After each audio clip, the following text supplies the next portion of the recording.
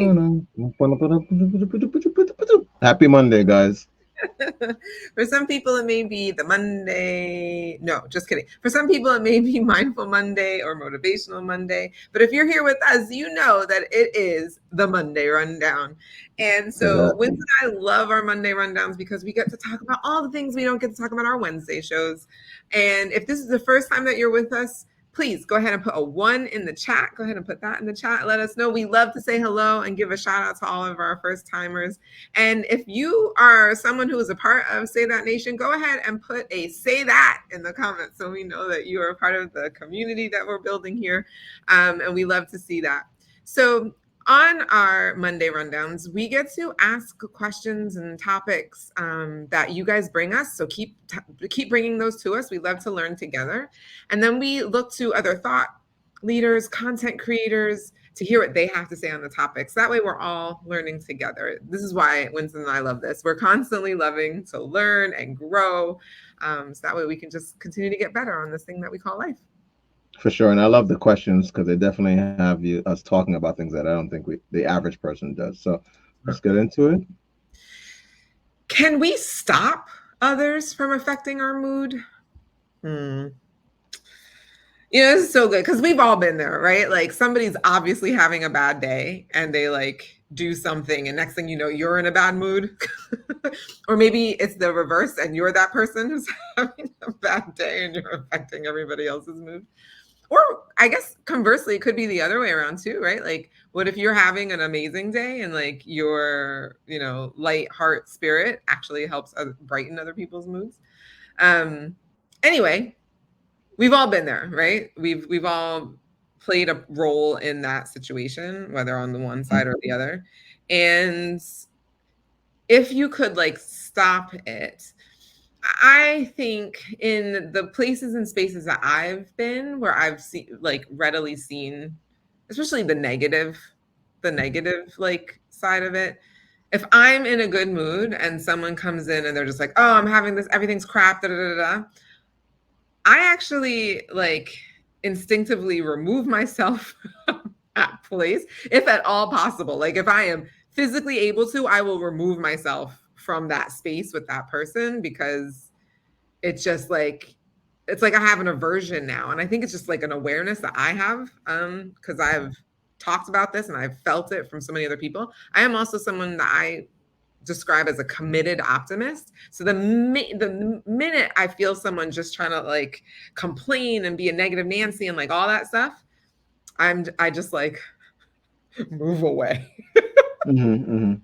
And conversely, if there's somebody who's like really happy and like I move towards and I want to be around that. But if it's I think the reason why I move away is because I don't want that to impact their negative mood or affect to affect me. Um, Mhm. I'm in my own zone in my own place, and I just so that's the way I deal with it. That's the way I stop that from affecting my mood is trying to physically remove myself from that space. Okay.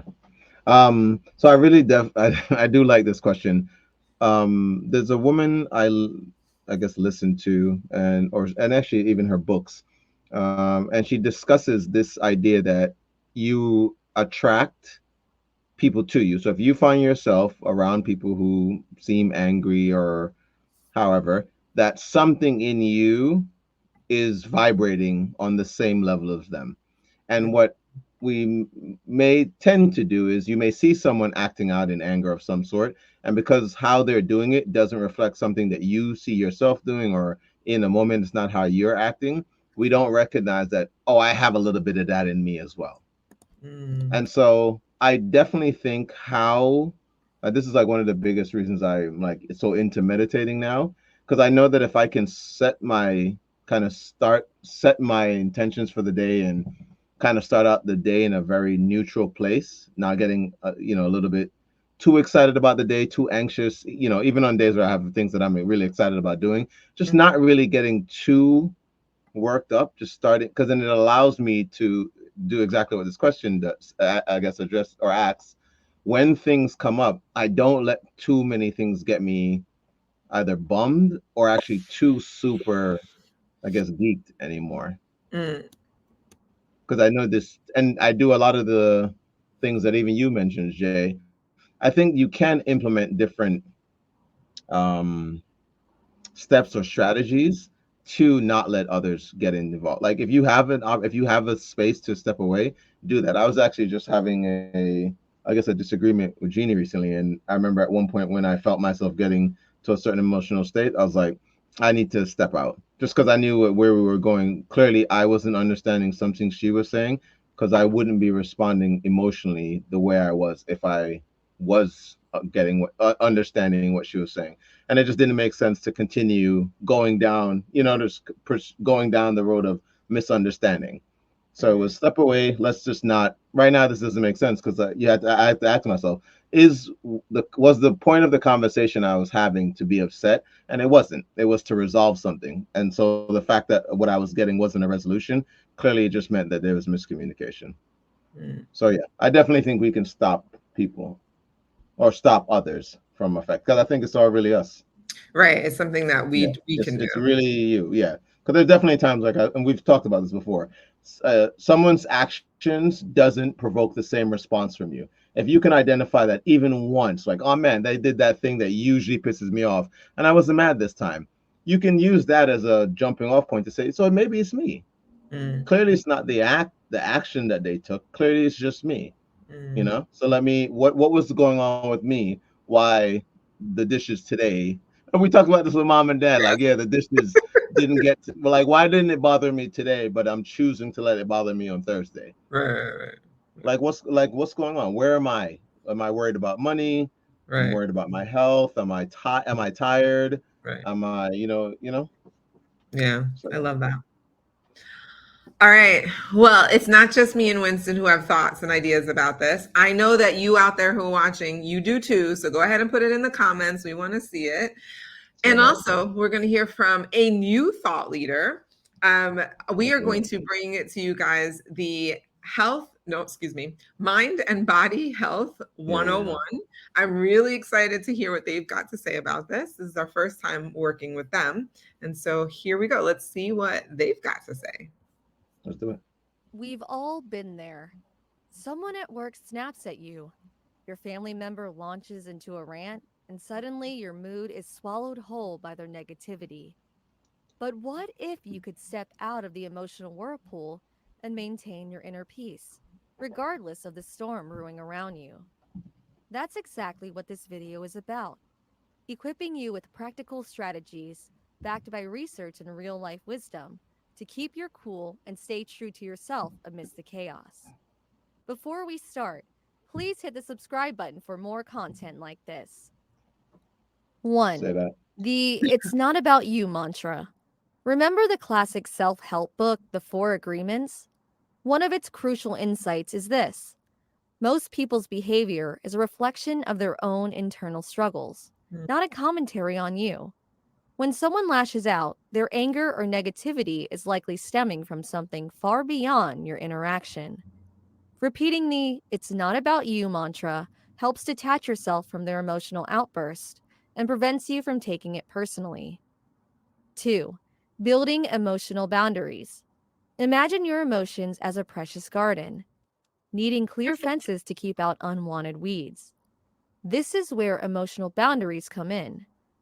These are invisible lines you draw, defining what you're willing to tolerate and what you won't.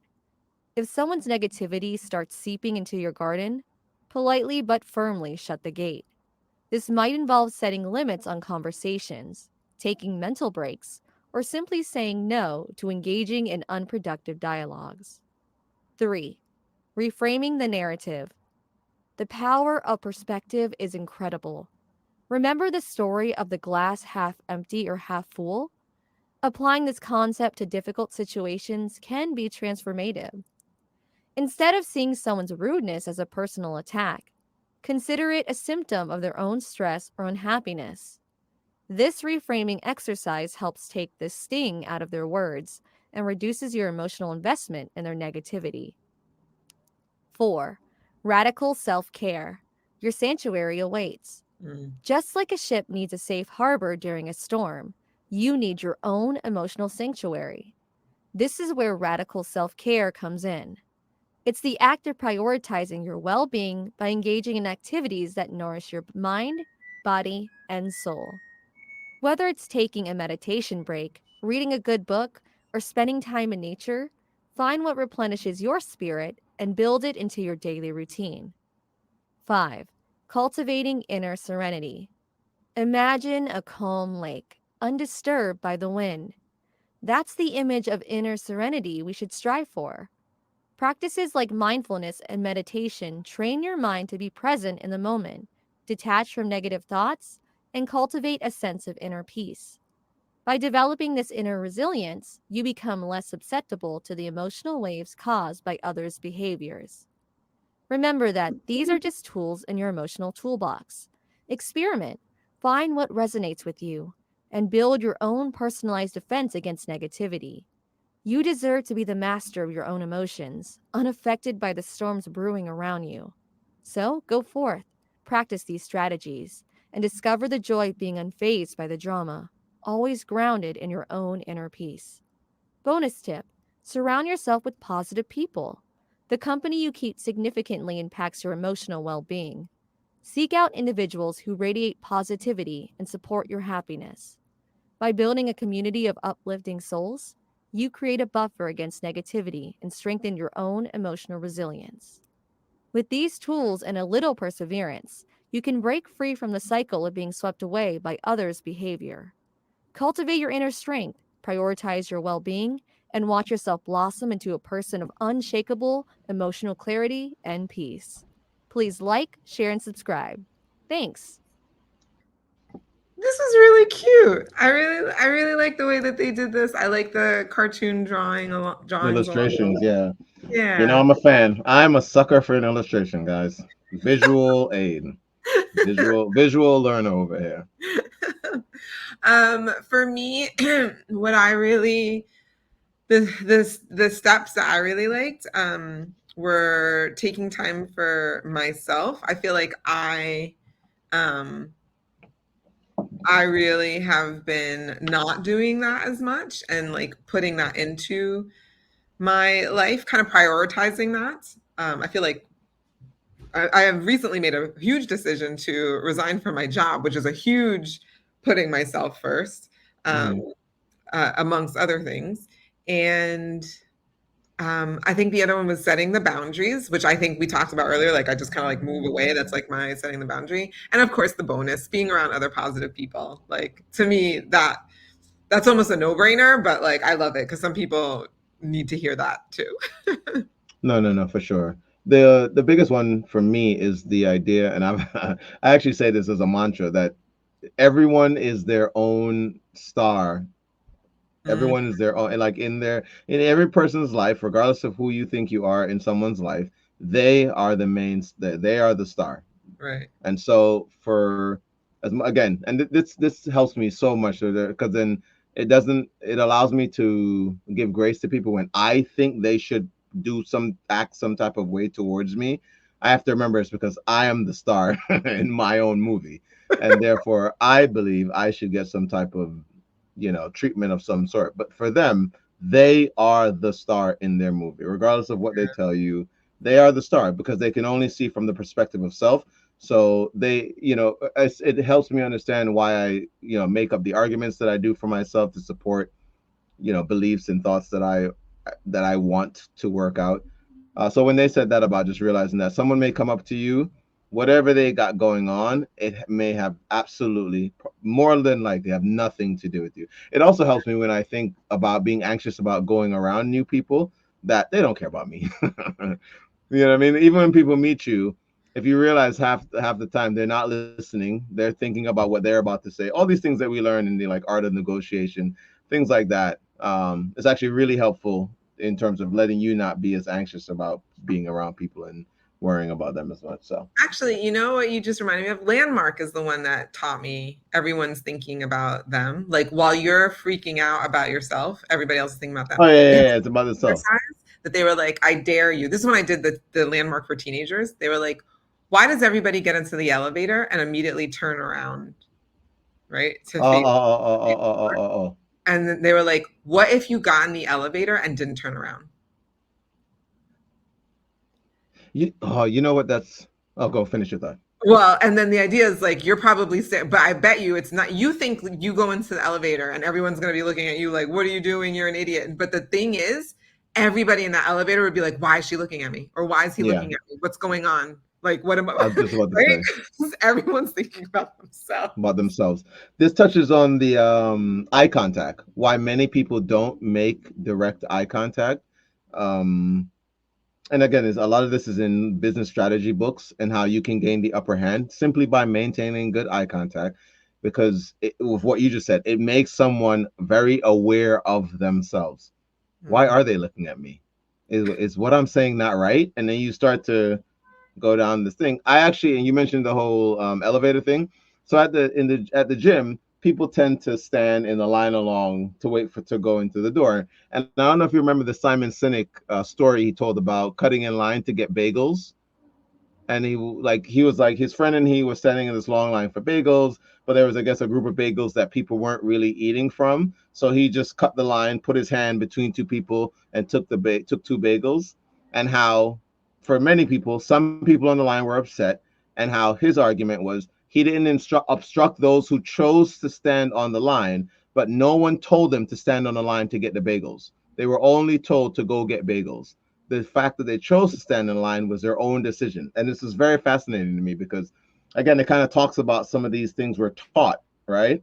I tend to go to the gym and I don't stand on the line. I actually stand away from the line and I look at people. And the same thing you just said, I realize that people do not make eye contact with you as you're standing there because they're standing staring at the back of someone's head. But I guarantee if you turned around and looked at someone, they'd be like, what is going on? And why is this person looking at me? I dare somebody to try that. I honestly, these are things I do. So I'm pretty sure there are other people out there that do this. I do psychological experiments all the time, dude. I I was do gonna say, things I all dare the you time to to see people stand do in this. the elevator and not Yeah, turn around. I do this. I swear to you, I do things like this all the time to see what people will do. Remember the day we were on, we had a guest and she was telling me about, we were talking about how I went to BJ's and thought to Oh ask yeah, someone to use their card, and I how was I gonna, recognized my own thought, like, oh, no one will give me their card. Like, it's just these things you got to ask yourself when you have a thought, be like, wait, why do I think that? Like, why yeah, do I think that? Like, do I really have proof to support that? Like, where's right. that thought coming from? Because you touched on something earlier. And this was, I know we may not have time to go into this, but just this idea, and the video kind of got into it. You don't have to associate with all of the thoughts you're having, and your thoughts are affecting your emotions. So some of your emotions, I don't want to call them not accurate, because but they're not reflecting what you. That's not the I right think word. your thoughts aren't always the most No, because accurate. they're I think reflecting that what you're thinking. Oh man. your thoughts aren't No, accurate. but that's what I'm getting at. But I can't call your emotions incorrect. No, no, no. Your Yeah, but your emotions emotional are what response they to it, are. therefore, Yeah, isn't the way to. yeah, No, you're not getting what I'm saying. I'm saying if your thought's inaccurate, then your emotional response to the thought, which is inaccurate, is therefore itself inaccurate. It's yeah, like yeah, being yeah. afraid of something that you shouldn't be. That's a logic statement. However, what I'm saying, it's an if then, yes, I get it. What I'm saying is though, I think what most people do then is then they blame the emotion. Like, oh, but that's the wrong emotion. And I'm like, that's trying to take care of the symptom. Don't pay attention to the Oh emotion yeah, of no, the there we thought go. There. that created the emotion, because that was the thing that was inaccurate. So work on that first, and then well, you can't just if Adjust you're the emotion, feeling exactly. unloved, for example, and the thought is I am unlovable, don't blame the I'm feeling unloved and think just change that. Just feel like you're loved. It's like that's not going to work. You got to fix the thought, which is I am unlovable. Fix that belief, that thought first, and then the emotion will follow. Well said. Yeah. Anyway, so yes, Well said. to your logic. No. That was exactly where I was going. This is great. All right. If you got anything out of this, even if it was just me and Winston's rant at the end, please let us know. If that was the best part, let us know.